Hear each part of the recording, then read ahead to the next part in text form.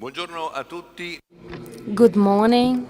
Welcome from the University of Modena. We are at the Law Department, Pierluigi Bonora of the Il Giornale newspaper.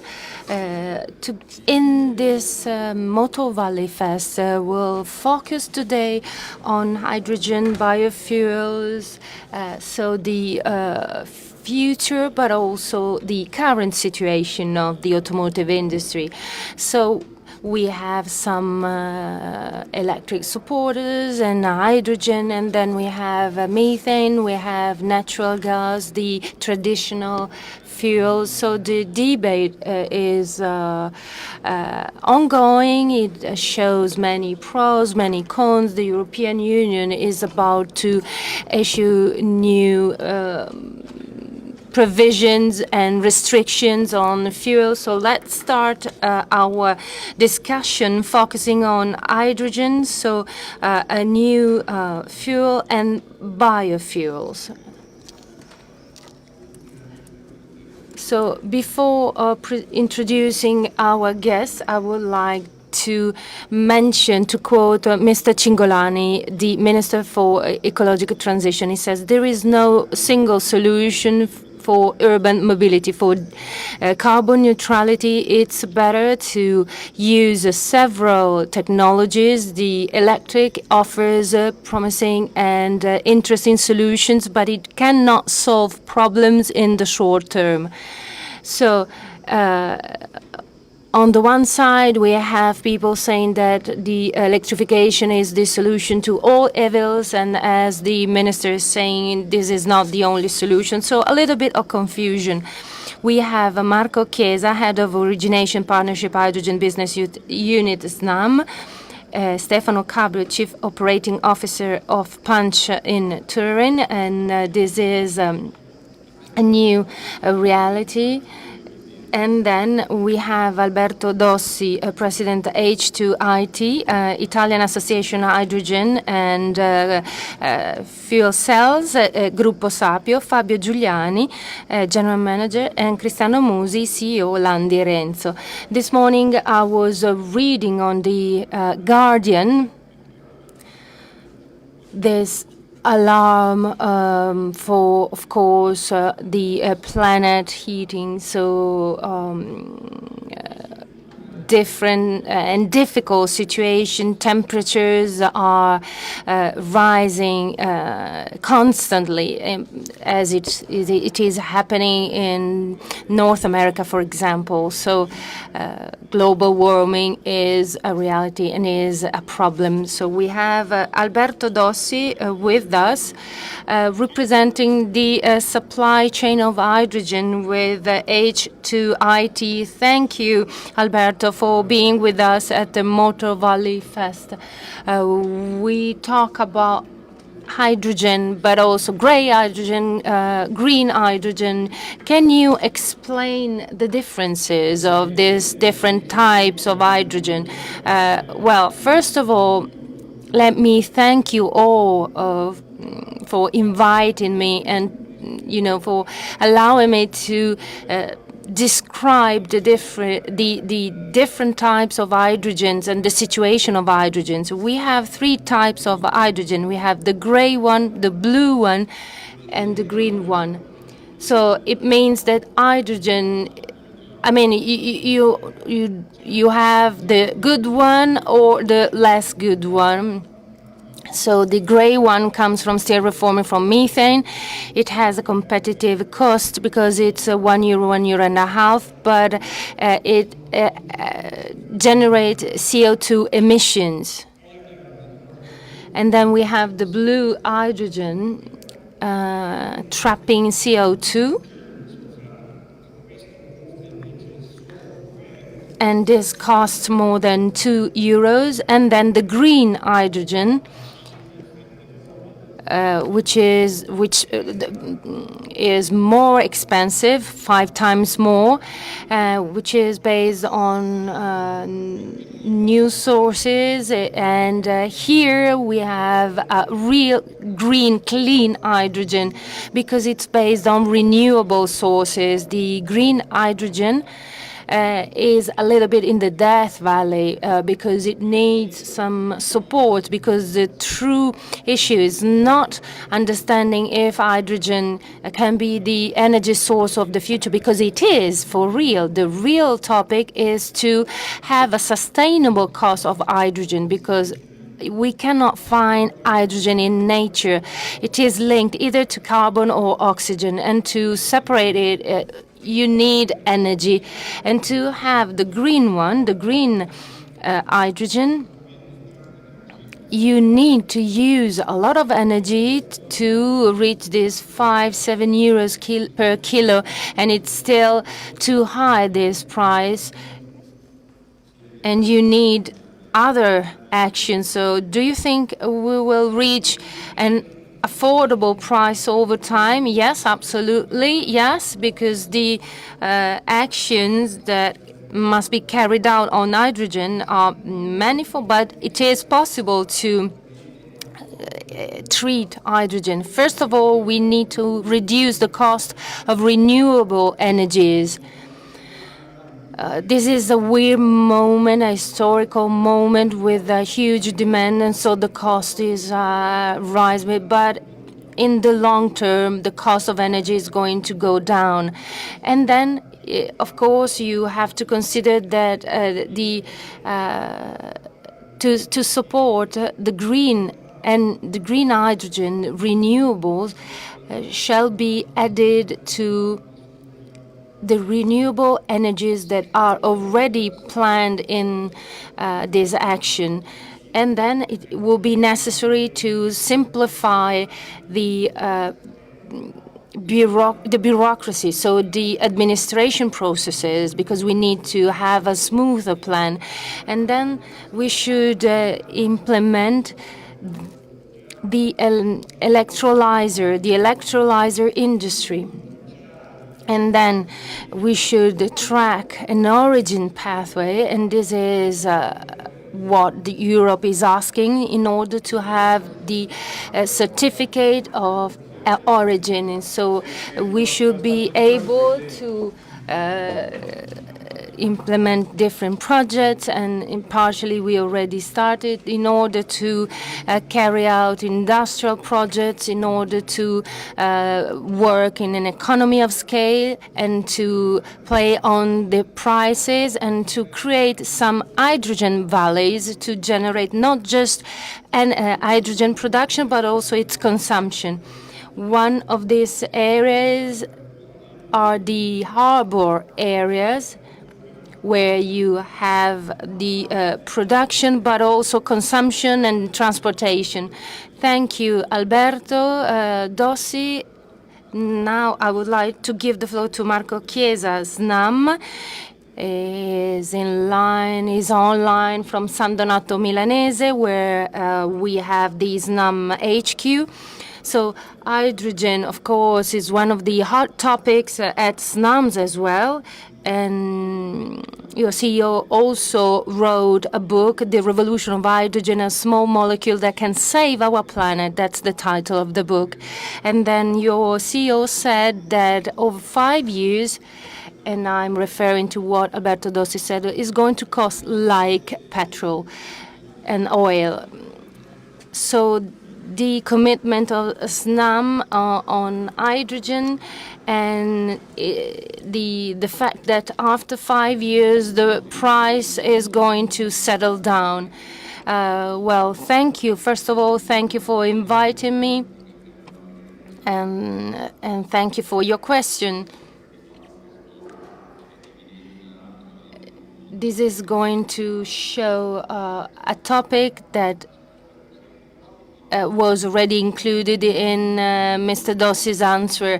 The use of hydrogen today is not a technological challenge. We have technologies. They are tested. They are ready, both in the industrial area, in a harbor area, mobility industry. So it's not a problem or a technological challenge. It is a challenge, as you said in your question, and as Mr. Dossi said, it is an economical challenge and a model. And these two aspects, of course, are intertwined, because if we have a proper model, then we have a positive economic benefit by reducing risks.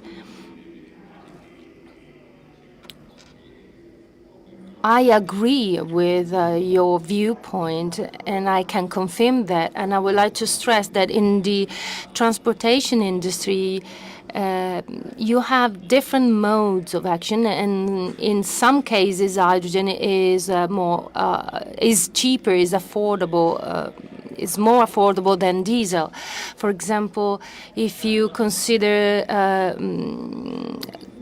the different trucks or the goods transportation, hydrogen is more competitive than diesel or the electric, because of course the electric is or has to do with a technical aspect as well, because it's linked to trucks and to these vehicles that are based on some itineraries and distances cannot ensure the same type of autonomy. And I would like to point out another aspect at SNAM, but also I think in the industry at large. Hydrogen does not represent an alternative for all engines, for all fuels. Biogas, biomethane, bio-LG, hydrogen, the electric engine, everything will play a key role in this ecological transition. So we are going to focus on this. So yes, a crucial role of biomethane. So we talk about electric, but there are other opportunities, of course, and it's also highlighted by the different associations of the automotive industry. So Fabio Giuliani, General Manager, Bosch Italia. Good morning. Good morning, and thank you for your invitation. Bosch is changing its CEO in Italy, in Germany, so it's an important moment for your corporation. As for Bosch, you are committed in different fields, so electric, hydrogen, the traditional one. So what is the hydrogen powertrain challenge for Bosch? So as a group, we agree with the Minister Cingolani, because we think that there are several solutions, several options. If we consider the different use of energies, it's better to have a balance of alternatives, because otherwise we might run into some economic inequalities, and so social ones as well. So this powertrain mix and this technological neutrality, in our opinion, are the key elements to pursue this transition. I have the chance of working for a group which is highly committed in focusing on the different methods for transition, eco-sustainability, and focusing on electric, on hydrogen. And so it is very important to adopt multiple solutions, and we are convinced that environmental sustainability cannot be reached without hydrogen, even if we have multiple solutions. In 21 up to 24, we will invest more than 1 billion euros in this technology.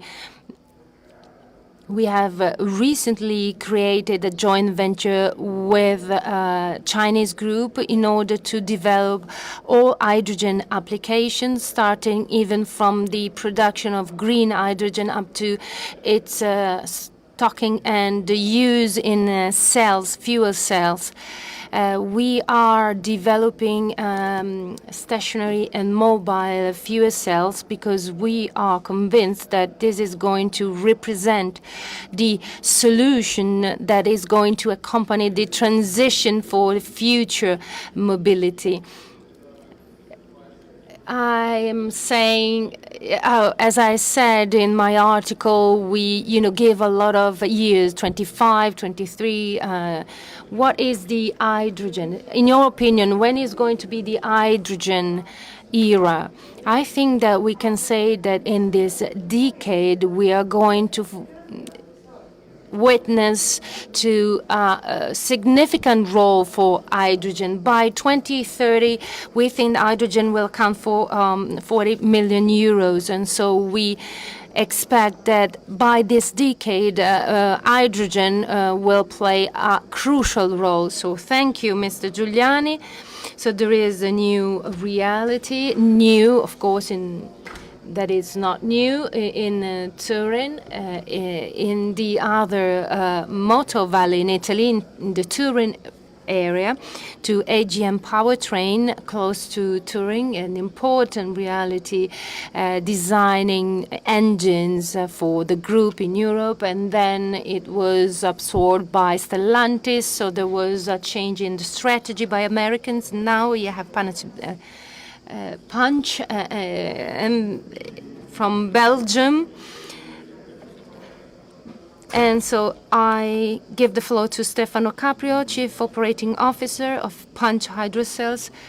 I would like to point out that since June 1st, the Punch Group launched the company called Punch Hydrocells, and I'm Chief Operating Officer of Punch Hydrocells. So yes, we start with our history.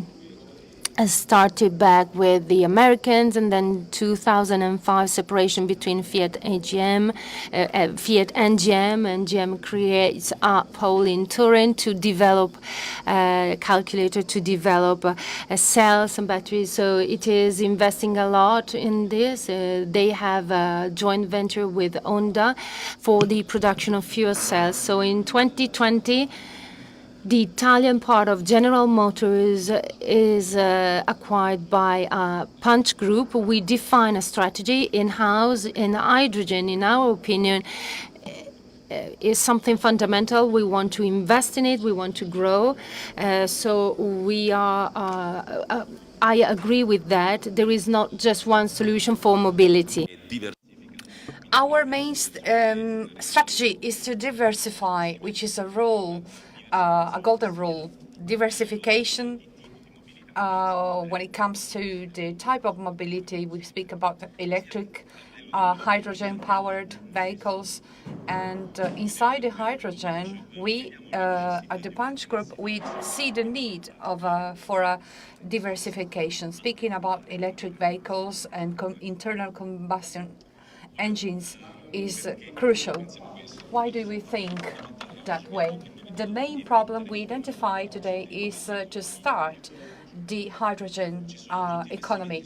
There are a lot of investments ongoing in the production. We heard about the electrolyzers. We are still having a few investments, too few investments, but thinking about starting an engine just with the fuel cell technologies is quite hard, because today the fuel cells are a mature product, but are a product having a certain cost. So asking the final user and mobility companies to innovate completely their fleet with fuel cells is quite difficult, financially speaking. So we think it is important to offer a portfolio of products. We speak about internal combustion engines and dual fuels, of the possibility of creating a blending between hydrogen and fossil fuels, which have an impact on the carbon dioxide reduction. And this happens and has a cost that is accessible for everybody. So our main strategy is to promote this diversification of products inside the hydrogen category, and you keep on working with General Motors for that. Yes, absolutely. We have a cooperation with them, even because our portfolio is made by fuel cells, internal combustion fuels. Yes, we speak about these fuels in the next round.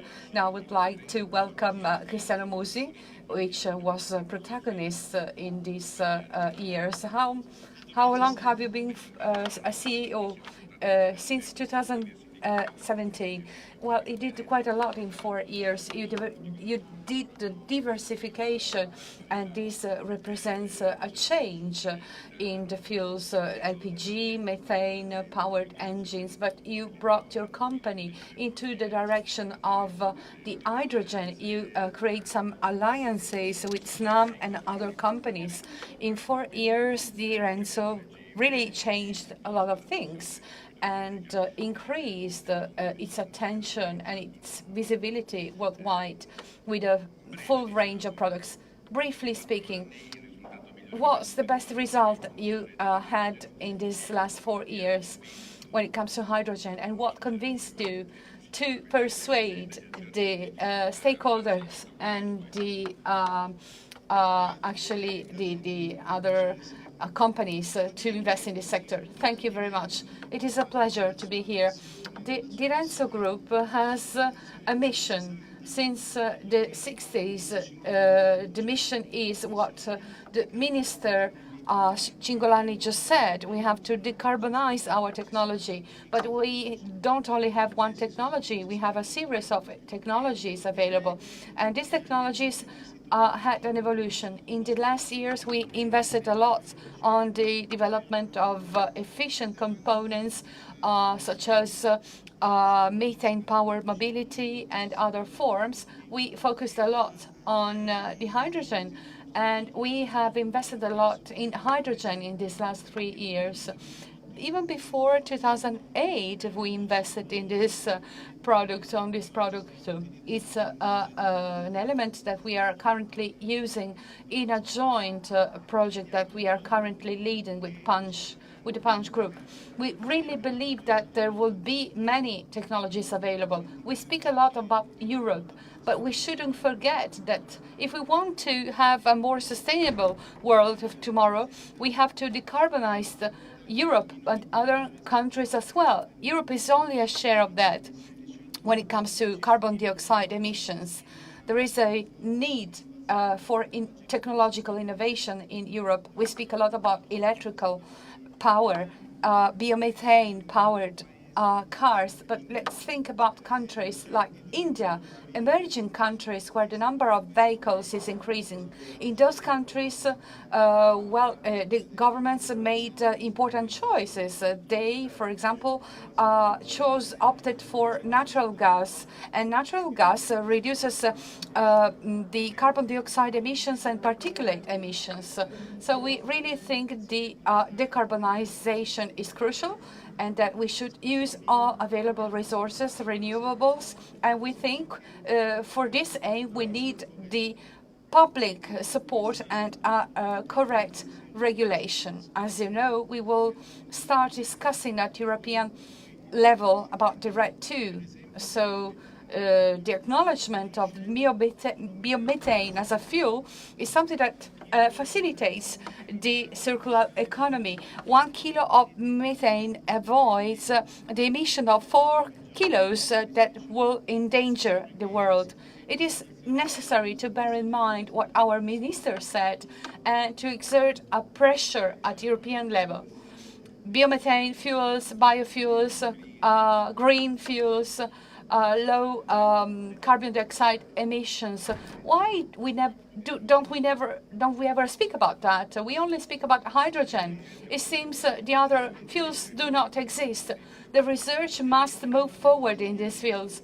I must admit that we speak a lot about that worldwide, but probably not enough at European level. I would like to mention the case of Amazon. As you probably read in the newspapers, Amazon in the United States opted for biomethane. already ordered 1,000 trucks with dedicated stations, and we are fortunately being involved as a company because we produce compressors. And Amazon is ordering another 3,000 trucks, and it's a strong choice. We have other groups such as Sapio, which is investing a lot in technologies, branded technologies, and the biomethane, but we don't speak a lot about that. Okay, thank you. I would like to come back to Alberto Dossi, president of Savio. Probably it's not too risky.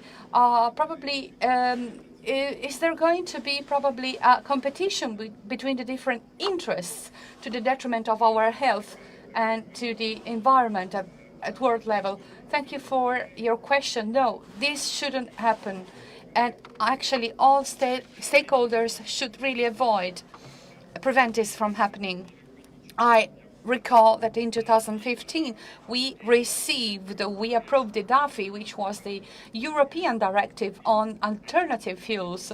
We already said at that moment that hydrogen, electric, NLG, biomethane, and methane were to be acknowledged, and I absolutely agree on that. It is one of the most emerging elements. Every fuel will find their own applications, and I think the market would be the one deciding which fuel will prevail, and if any. I'm convinced that for every application, there is a possibility of finding the right energetic leverage. It's around the 90s when the BMW launched the first prototype. I think there was just one distributor, one structure, one infrastructure for hydrogen at the airport was set. We said that it would be the future, and then this trend decreased, and now it has increased again.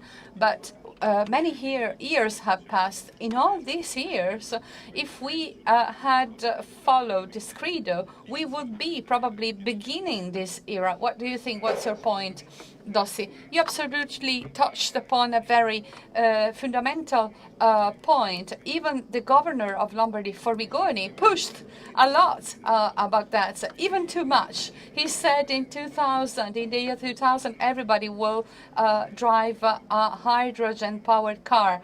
But yes, it was too exaggerated, but probably it's worth mentioning that in 2004, we implemented the first hydrogen-powered bus in Turin and another one in Mantua.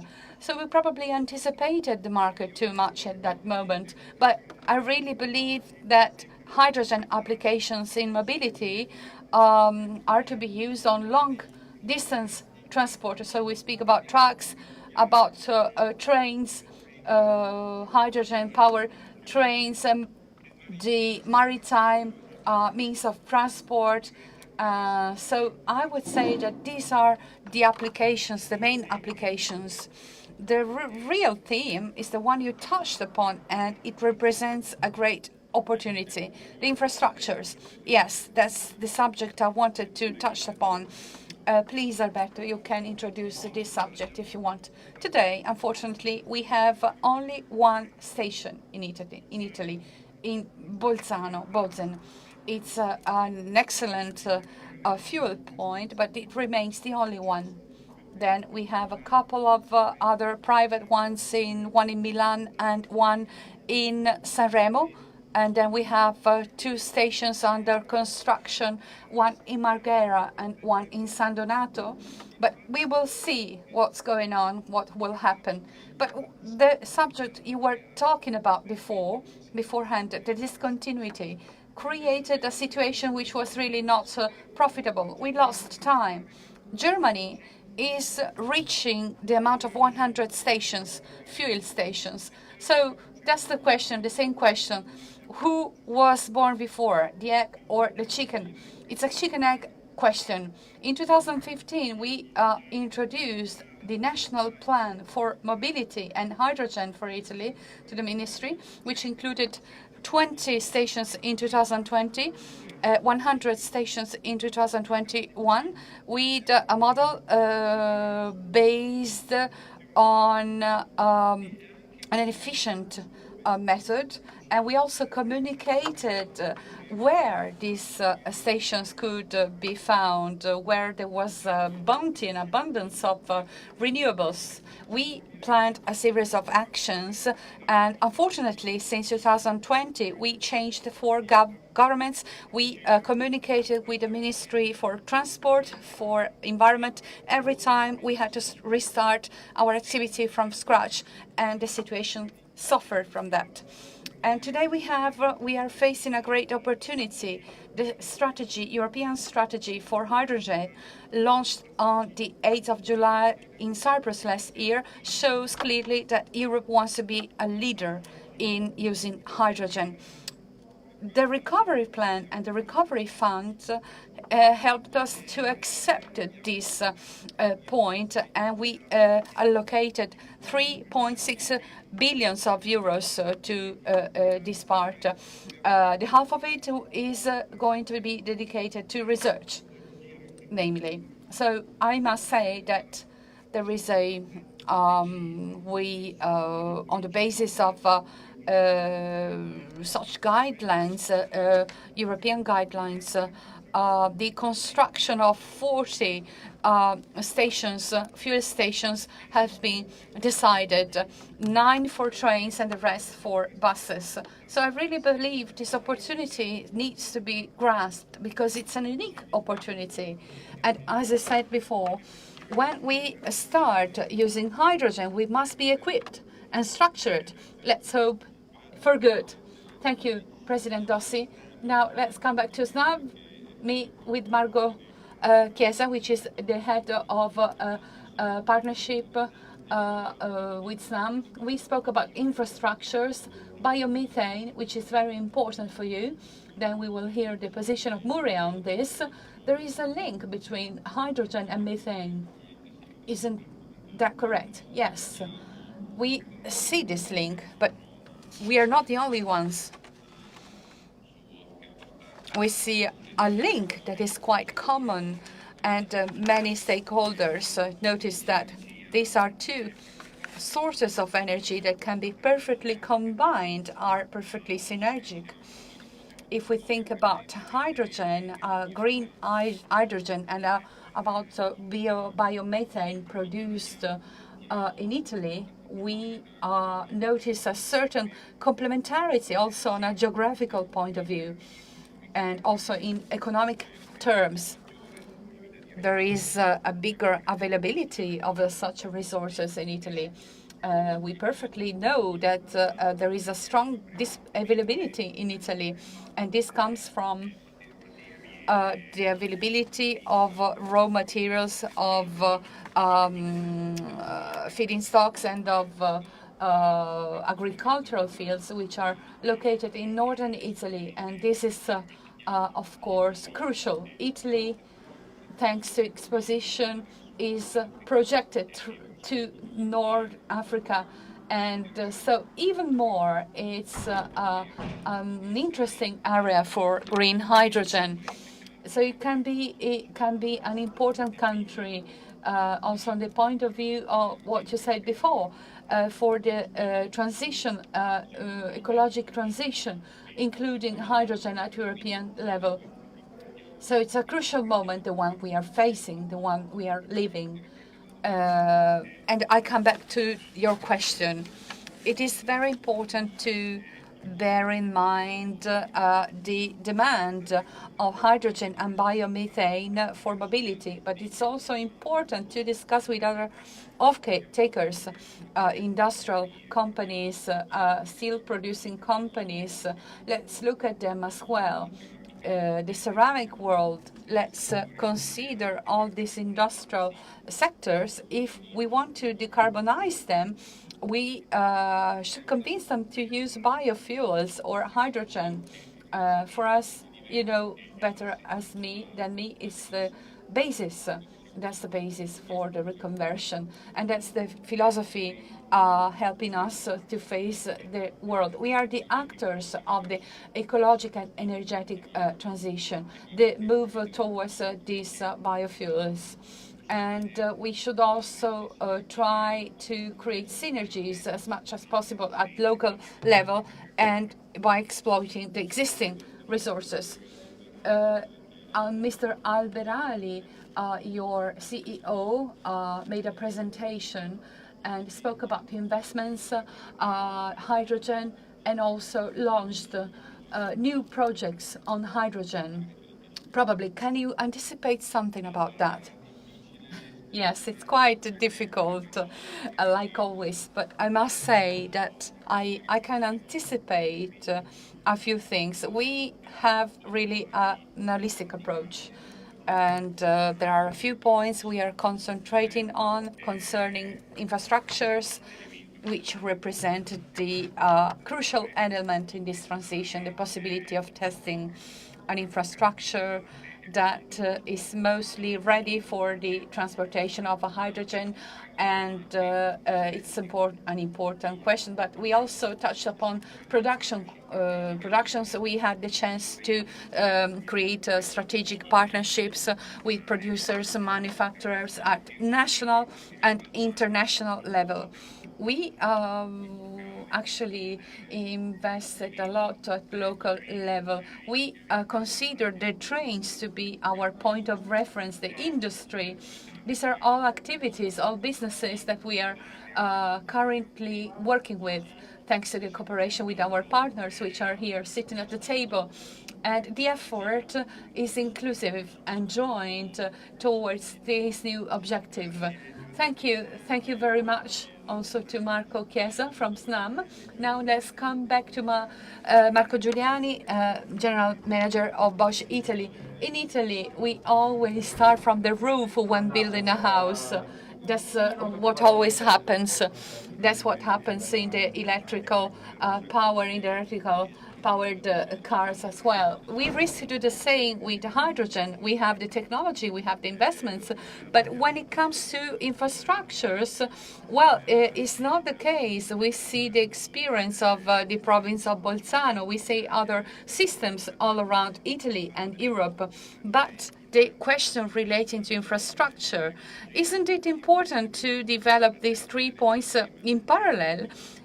Otherwise, we risk to be ready with hydrogen, to have the investments and everything, but we do not have the infrastructure ready. It's not only important, it's also determining. It's clear if we cannot achieve the transition, and if we do not achieve a vision that can be implemented in the future, we risk to start building the house from the roof, but then the house cannot stand, cannot resist. We cooperate with different interlocutors, and we risk to get stuck there because there is no strategic planning, there is no global vision. That's the risk we should avoid, and the point of which all stakeholders interested in hydrogen must absolutely insist. I mentioned, President Dossi, your point. The market will decide, you said. That's true.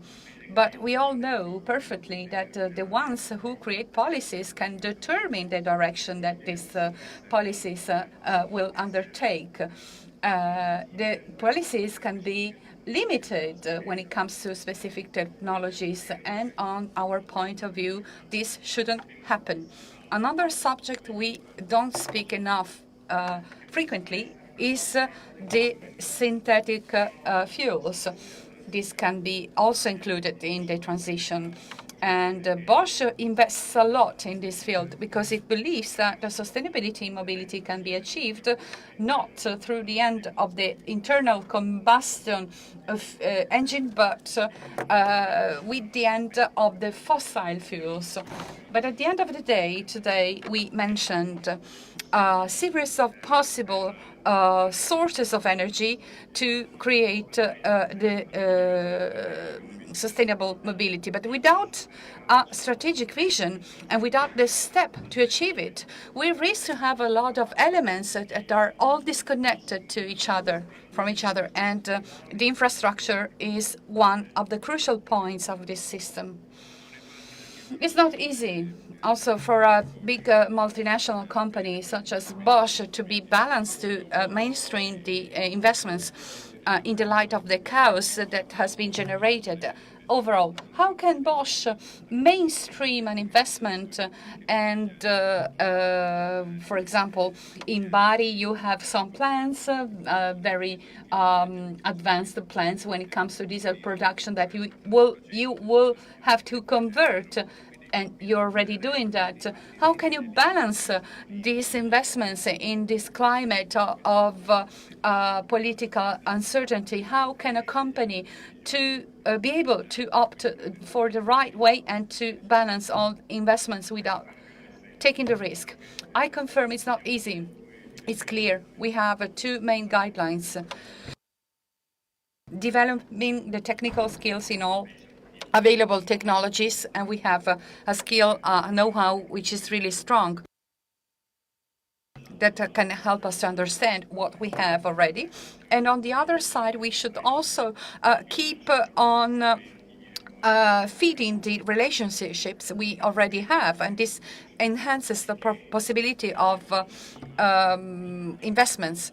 As I said, we are oriented towards the technological neutrality. It's true, we have a plant in Bari, as you mentioned.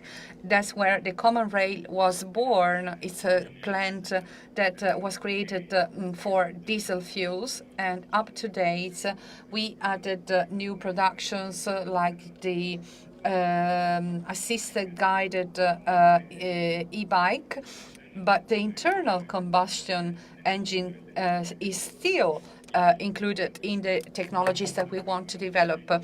I mentioned the synthetic fuels because they have the benefit to support the infrastructures, and we won't have any problem with infrastructure. So we are convinced that this balance can be reached if we balance the investments in the respective areas, and this help us to find a way to reach the new objectives.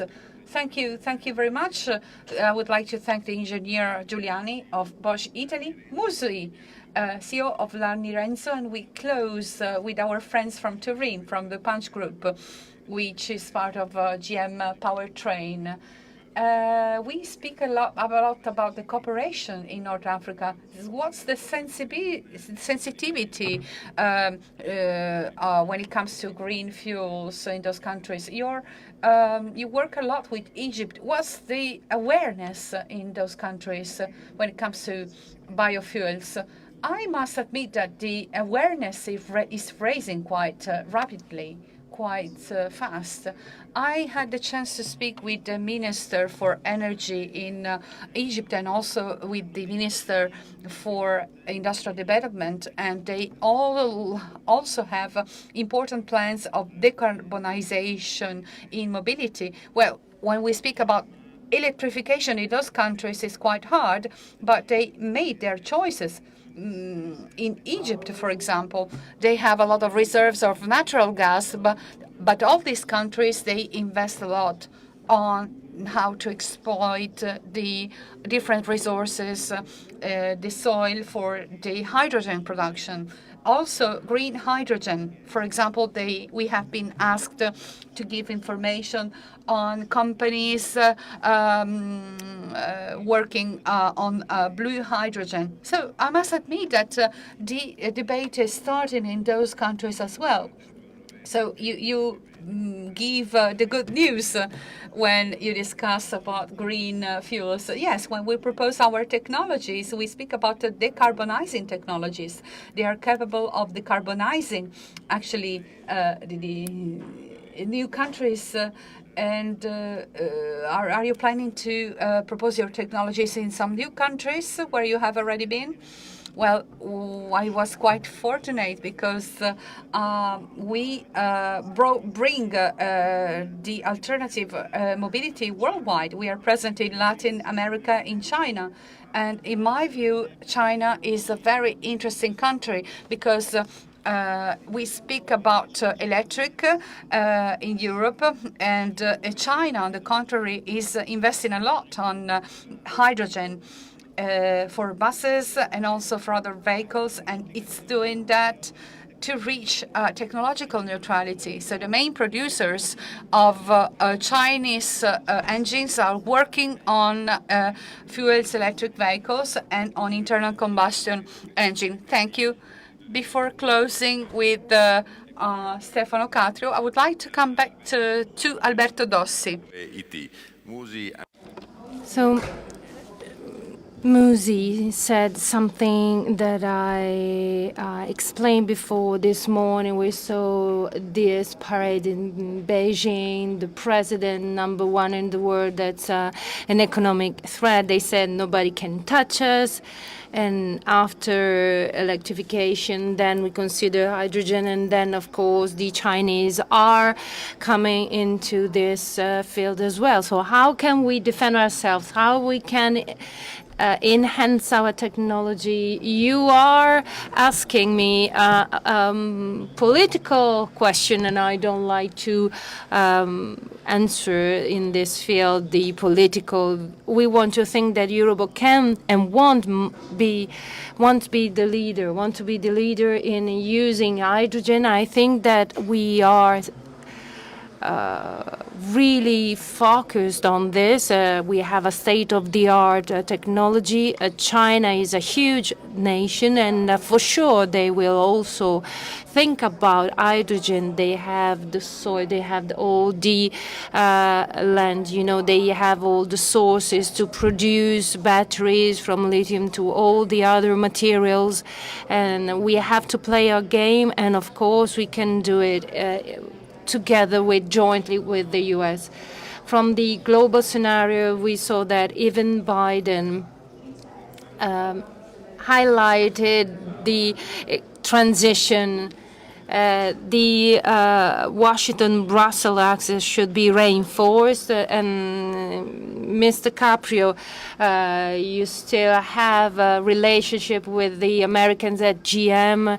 So what is your remark about this Chinese threat and the connection between the engine and hydrogen? I do not want to, I do not want to say anything that has to do with politics. We all need to contribute to carbon neutrality. They have a technological advantage as for batteries because they have rights in specific sources that are needed to build batteries. When we talk about hydrogen, we talk a lot about fuel cells. I do not want to mention them because they are already well known. I would like to stress the importance of the combustion between hydrogen and dual fuel, because we have two topics. One, the fact of producing new vehicles, but also what is circulating, the circulating vehicles. So if we want to reduce emissions, we have to do something for